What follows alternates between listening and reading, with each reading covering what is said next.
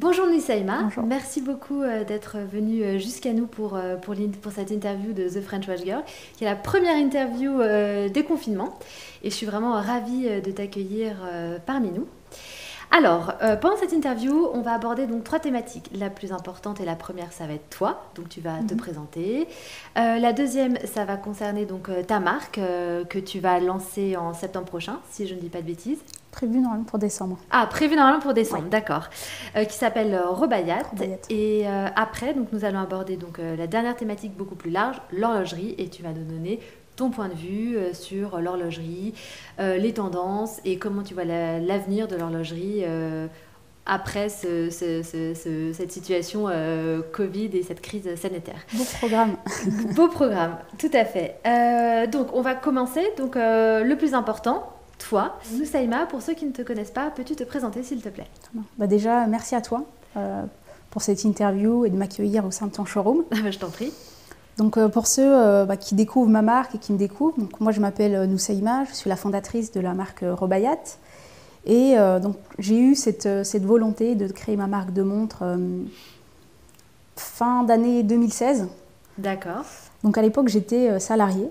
Et je m'intéressais à l'horlogerie, mais je n'imaginais pas en faire mon métier et développer ma marque de montres. Et donc là, ça fait quelques années que je baigne dans cet univers. J'ai pu lancer une première collection de montres qui s'articule autour de 2 modèles. Mais de base, je suis de formation plutôt événementielle.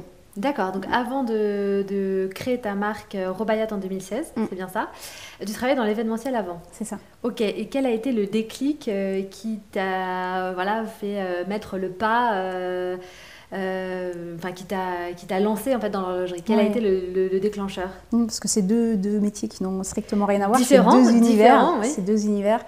Alors, ce qui s'est passé, c'est que moi, j'avais cette volonté d'entreprendre. Parce qu'avant de travailler dans l'événementiel à Paris, je travaillais dans l'événementiel en Thaïlande. Et c'est là que j'ai commencé à faire mes premières missions freelance et à découvrir en fait un rythme de vie où on ne va pas en entreprise tous les jours, mais où il est possible de voyager un peu, de faire des missions. Et à mon retour en France, je me suis dit, mais c'est vraiment ça que je veux faire. Alors que de base, je voulais progresser dans une entreprise, gravir les échelons. J'ai découvert un autre mode de travail. Je me suis dit, l'entrepreneuriat, ça me parle beaucoup plus. Donc, à mon retour à Paris, donc je suis passée à mon retour en France plutôt, j'ai déménagé à Paris, j'ai créé mon statut auto-entrepreneur, j'ai commencé à faire des missions freelance et j'avais en tout cas cette appétence-là que je continuais de nourrir. Et ce qui s'est passé, donc, comment j'ai basculé dans le domaine de l'horlogerie, comment j'ai pris ce virage à 360 degrés, c'est que je travaillais donc, au sein d'une très belle boîte à Paris, il y avait un bureau sur Notre-Dame. Donc j'étais cadre en tant que chef de projet événementiel et je portais à l'époque une Casio. C'est un cadeau qu'on m'a fait et je ne voulais pas m'en séparer. Pourtant, elle était totalement rouillée, elle n'arrêtait pas de tomber. Mes collègues la ramassaient derrière moi. Ils disaient, Nussaïma, ta montre. Et je me suis dit, non, je changerai de montre dès lors que j'aurai un coup de cœur. Je ne vais pas changer de montre pour changer de montre. Je ne vais pas porter les mêmes montres que tout le monde. Et puis ma responsable, elle me charriait beaucoup. Elle me disait, Nussaïma, ta montre, elle est un peu vintage, faut rester polie, quoi. Et un jour, elle m'a challengée. Elle m'a dit, bon, si tu ne trouves pas de modèle qui te plaît, t'as qu'à créer la tienne. Challenge, c'est ce que j'ai fait.